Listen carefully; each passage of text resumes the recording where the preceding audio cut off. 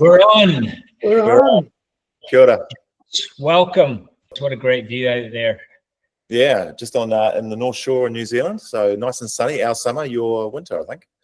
Kia ora, Bruce. It's beautiful to see you by Lake Papuki. We have had snow here today, so we're very envious. Yeah. So okay, so it's very cold. Okay, cool. It is. So you can delight in having that backdrop and beautiful weather. We're very envious and can't wait to be there soon. Isn't it? To be fair, I mean, we do have the most beautiful country in the world, so it's you know, what yeah. can you do? Certainly true. So we'll jump straight into it, Bruce. We always like to start with the question, our favorite question, actually, which is if you're a biscuit, yeah, what type of biscuit would you be and why? Yeah, it's a good question, and I've pondered it. But I think I have to come down to everyone who knows me knows that I love Shrewsbury's. I'm not sure what you call them in England. The English ones, okay, but the English ones aren't as good. Sorry, but the New Zealand ones are fantastic. They're probably the same thing, to be fair. And I think the why is my favorite one's the one with the heart, and it pops, you know. And I like to think I'm known as someone who leads with heart. I mean, I don't always get it right, of course, but I do have I'm a big guy, but I do have a big heart, and I can eat a whole packet in one sitting. So never put Shrewsbury's in front of me. Well, you're gonna have to tell me what one of them is, because I have no idea. Well, it's like two. What is it, Margaret? It's like two pieces of biscuit with a big jam center. With a jam heart. They're also, I mean, they're similar to a jammy dodger. Right? Is more your vibe. Not dodgy, they're dodgier. So yeah. No, they're yeah, I can eat 2 packs in a go. I'm terrible. They like my drug, so I just don't. I have them every now and then as a treat. I so had you down as a Lamington. Got that one wrong. But they with a beard, they're just a bit messy. True. What's a Lamington? What, sparkly on the outside and squishy on the inside? I mean, it's just a big ball of. I'm going to stop talking. It's like a big coconutty ball thing. It's a Shrewsbury. Thank you. Stick with Shrewsbury. Jammy Dodger. We'll settle for that. Settle for that. Yeah. So, Bruce, that's our way of asking who you really are. Is kind of what biscuit you are. But yeah, if you were to just introduce yourself, tell us who you are. What's the most interesting thing about you? Yeah, well, kia ora koutou. I'm called Bruce Pilbrow, tumanaki of Te Waka Herenga Tangata, Aotearoa. So I am Bruce, and I'm the CEO of the Spirit of Adventure Trust in New Zealand. And who am I? I think if you look at my LinkedIn, and LinkedIn's an interesting place, but anyway, if you look at my LinkedIn, I've got a very varied career. And what happens is I go into corporate for a while, and then I kind of get sick of talking about cash. And so I've always had this big heart to kind of get back into community, and what I love to see is transformation of people, whatever that looks like. And it's exceptionally special when you see a young person transform. Like, it's when you see a young person who's lost hope, who has lost direction, belief, suddenly realize how amazing they are, like a light comes on in their world. It is the biggest and best feeling you can get as a leader. And that's why I work at the Spirit, because it is about transforming the lives of young people. And it's pretty addictive. And you're not there doing it to them. You're walking alongside them as an ally. And it's a huge, huge privilege when they trust you to do that. Huge privilege. Yeah. It's very emotional.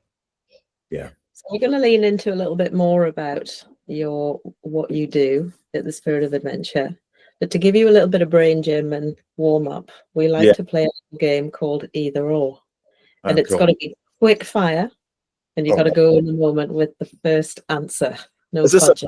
a psychological test, and you're going to tell me 100%. Whether I'm messed up? Oh, okay. Yeah, there'll be a report at the end of it. Okay, so we'll do quick fire. And we'll start off easy and build it up. Oh, my goodness. Tea or coffee? Coffee. That was the answer. Is that what it is?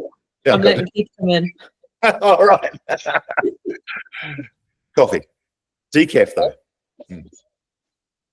Night or day? Night. Beer or wine? Neither. Yeah. Okay. You can't say neither, Bruce. It's an either or game. Oh, damn, I thought either or, but 0 beer. There you go. Logic or emotion? Emotion. Regret or doubt? Doubt. Blonde or brunette? Oh, sorry, mate. Oh, Bruce, I'm disappointed. Those are little either or. Sea or mountains, Bruce? Sea. Ocean. Nike or Adidas? Adidas. Ooh. North Island or South Island? Oh, that's not fair. That's really unfair. But I guess if I was born in Wellington, so I'm going to have to say North Island. Yeah. Right. But I do like South Island. Yeah. Shorts or trousers? Shorts. All the way. Especially walk shorts, if I can have sandals and socks. You can't beat it. You're such a fashion icon. There's a look. So you're saying you wear socks with sandals? I'm saying I would if I get away with it. My kids wouldn't let me. But there is something very comforting about it. It's very English, just quietly. Yes, it is. It is. Because I'm Scottish, so that's good. And here's the big one for you. Yeah. Alchemy or adventuring, and why? Adventure. Come on, then tell us why. Well, I think adventure pushes you to a place of alchemy or transformation, and so for me, the two cannot. It's pretty hard to go an and or. It's more of an and for me. But for me personally, stepping into adventure or being pushed and being uncomfortable is what opens up my soul to receiving. So if you put me in a classroom, I'm no good to you. But if we're out going, I think, Margie, you remember, often our best times catching up was walking side by side down the beach. Yeah. So we're outside in an adventure type mode. I wanted to run, but you wanted to walk with your cup of tea and muffin. But you know what I'm trying to say? There's something very spiritual about what happens when you get outside and an adventure. Yeah. Yeah. I love that. That adventuring is the path through to alchemy. So, for me, yeah. When you think about alchemy, Bruce, what does it mean to you? I think that it's taking something that's already there, but developing it into something great. Yeah. And I think when you think about yourself and wanting to move from one point to the other, 99.99% reoccurring of the time, the greatness is in you. You just haven't discovered the language or the creativity to either see it or feel it. And when someone unlocks that for you, it's one of the most beautiful things you can ever experience. So I think that's what I love about the word alchemy. Yeah. It's not something new, it's transforming from within. Yeah, it is. It's a beautiful interpretation of it. And in fact, there's an inner alchemist in every one of us. Yeah. Of it. So I think it's a good way of doing it. And I think different people, for me it's adventure, but different people have different ways of unlocking that. It might be a great book or a great play or music or whatever, but for me it's adventure. Yeah. That's lovely, Bruce. And can you describe the relationship with New Zealand that you and your big heart have? Well, I think for me, New Zealand has always been. Sir Edmund Hillary said when he looked at Everest, let's knock the bastard off. That's very much a good description of what a Kiwi is or a New Zealander is. There is a sense of we take on the biggest challenges we can, and then we become exceptional at it. So we always punch above our weight, as they say. But the other challenge that sits alongside that is we have a terrible tall poppy syndrome. So you achieve greatness, but then we say, don't get ideas above your station. And it's a real dichotomy and a tension that happens in this country. And like anything in mental health or whatever, if one is stronger than the other, and I think we're in the tall poppy syndrome being stronger than the other, then what happens is that this sort of flatness or loss of hope comes across the country. And I don't feel like we've recovered from COVID in the sense of looking up and realizing that we are an incredible country of incredible people who can achieve amazing things. I mean, if you look at what Team New Zealand did in Barcelona, in Spain, best technology, best sailing, best attitude, and a beautiful culture alongside with the waka coming out every day, etc. What we need to embrace, and I feel like we've lost it a bit, And that's the challenge in New Zealand. It's almost a loss of hope, but more importantly, a loss of spirit. Yeah. Yeah, that's a beautiful segue into this magic story. In terms of when we ask our guests to choose a word, that epitomizes what they want to talk about. You chose the word spirit. Yeah, I did choose the word. I mean, sorry. Can you tell us why you chose that word? Yeah, well, I mean, I do work for the Spirit of Adventure, but the word wild or spirit is kind of like your inner forces, and it's who you are. However you identify in that space, I think spirit or spiritual is one of those words that can be loaded, and I don't think it should be. I think it's the heart of someone. If you come back to a New Zealand model of Aotearoa, being an emotional person, a physical person, a spiritual person, right, and your family, etc. It's about having those things in balance that makes you great. So what is your spirit? You know, what is this thing? What is your inner force that drives you? And it's a very powerful thing. And we see it in nature all the time. So if you're out in the ocean with the spirit, or if you're out on an adventure, I mean, I remember one time when I was mountain biking through the trees, through the forest, and I just stopped because I was buggered basically. And I lay on the ground, and I was by myself, and I just stopped. And then all I could hear was just the gentle sway of the trees and the creaking and the spirit of the forest. And it's so healing. It's just incredible. And it's the same on the ocean, right? And the thing about spirit too, I will say, is this, and especially on the ocean, is it can be the most beautiful experience, but sometimes it can roar up and remind you who's boss. And that's very humbling, very humbling. So yeah, it's a beautiful word, I think. And I think we need that back in New Zealand, that spirit. Adventure. Could you take us a little bit into more of your story, Bruce, and thinking about your spirit of adventure and when it may have left you and when it may have stayed with you or showed itself, particularly in the role as a leader? Yeah, it's a good question, and it's taken me a while to get to the other side of it, and I'm still working on it. I think the first thing is breaking down the myths of what it is to be a great leader. We often get told that, you know, you leave your crap at the door, you come in, you must always look in charge, and it's a real commander sort of focus, and that's sort of been the driving force. You don't show emotion, you don't show who you are, you don't show vulnerability, and people forget that vulnerability is a superpower. And I've only just learned that, by the way, over the last 10 years. But showing your vulnerability is actually a strength, because vulnerability is about sitting in the discomfort, where we perceive it as sitting in the corner crying. It's not. You might go through that phase, but at the end of the day, you're comfortable to sit in the discomfort. So for me as a leader, I've realized over the last 10 years, I've had it all wrong. I don't need to be the guy in control. I don't need to be the guy that has it all together or has all the answers. And I don't certainly need to not bring my emotions or real self to work. But one of the challenges, I think, is that we're in a hybrid model. So when I say bring your emotions to work, the model we're in at the moment is bring your emotions to work until we can use them against you. The model we need to get to is that we have a beautiful place where you can be your true self, still be a great leader, but do it from a place of absolute vulnerability. And it's a painful journey, but my God, it's worth it. It's the alchemy, right? Yeah. You can't make gold without smashing a few things, right? Yeah, exactly. So that's been my journey.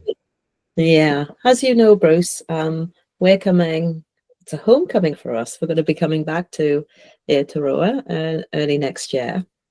And we're really keen to what we call give a vitamin shot through the Difference Maker program that we have.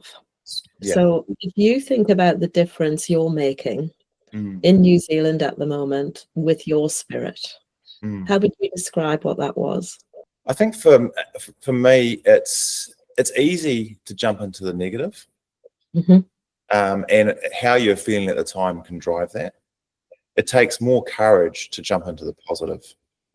So comfortable often is the negative. It's easy to sort of be down on ourselves and down on others. And we all battle there. I battle there every day. But for me, like when we talk about young people in New Zealand, it often is quite negative. And I refuse to be negative about it. So if anyone asks in the media, I will always end with, they are our future, they are our hope, they're the most incredible people you'll ever meet. Let's invest in them. And I guess that's the same thing I'd be saying to you guys, is that how do we turn the rhetoric around where we're looking forward and up with positivity, even though it's not an easy time? Because I genuinely think that works. Because through positivity, you get creativity, and through creativity, you get different ideas, and through that, you get courage, and then you start to get into your adventure, and then you start to see transformation. And that's what it's about. So I'm excited you're coming out, May, because I know you do this work, and it's incredible. You're bringing a Scotsman down with you, so we're going to need a translator. But you know, I've seen the power of what you do in a business by telling everyone to stop, and then suddenly see themselves for the first time, and then build from that platform. And that's the power, in my view, and that's what makes a great company. Yeah.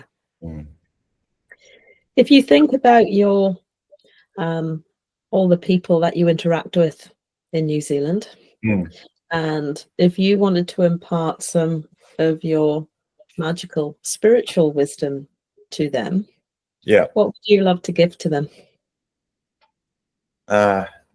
Oh, that's a tricky one, because I don't want to. It's okay to fail.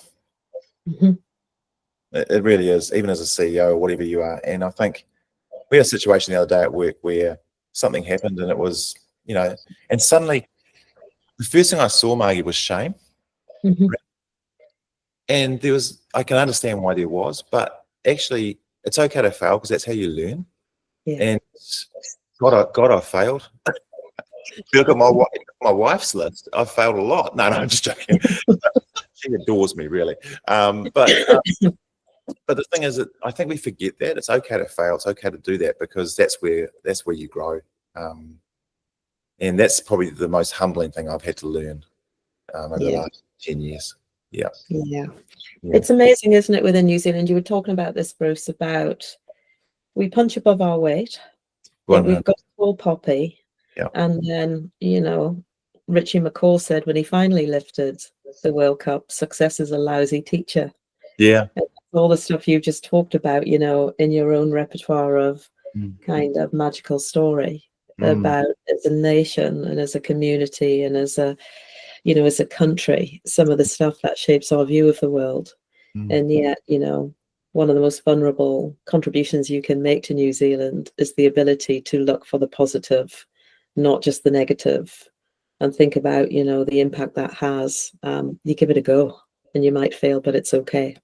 And they do. And Richie McCaw failed many times to get to that cup. Yeah, he did.